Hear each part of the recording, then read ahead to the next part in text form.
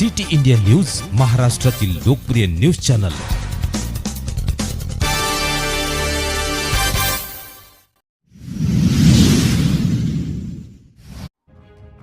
महाराष्ट्र वीज कंत्राटी कामगार संघ यांना सेवक कामगार संघटनेकडून जाहीर पाठिंबा।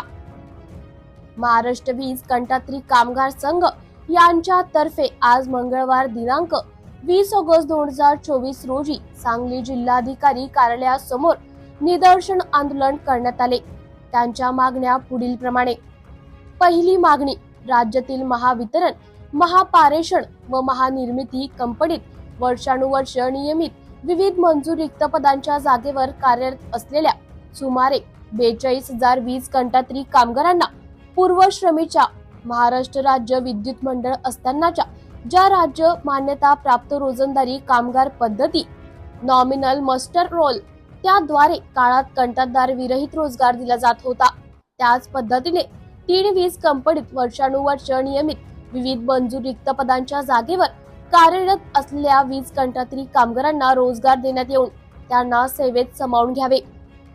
संघटनेच्या या मागणीनुसार 2015 साली रानडे समितीची स्थापना तत्कालीन माजी ऊर्जा मंत्री माननीय चंद्रशेखर बावनकुळे यांनी केली होती। त्या अहवालाची अंमलबजावणी करावी अथवा हरियाणा राज्यात ज्या पद्धतीने सर्व कंत्राटी कामगारांना कंत्राटदार विरहित शाश्वत रोजगार दिला, त्याचप्रमाणे महाराष्ट्रातील वीज कंत्राटी कामगारांना कंत्राटदार विरहित शाश्वत रोजगार मिळावा।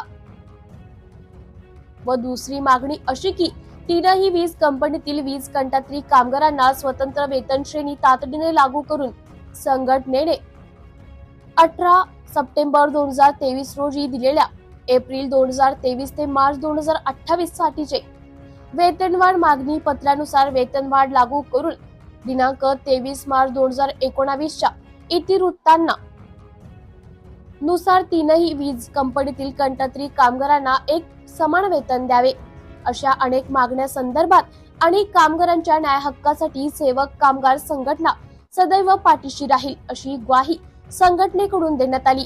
त्यावेळेस संस्थापक अध्यक्ष उमर फारुक ककमरी, सांगली जिल्हाध्यक्ष विद्यात लोंढे, शहर जिल्हाध्यक्ष प्रशांत कदम आदी सोबत अनेक कामगार उपस्थित होते।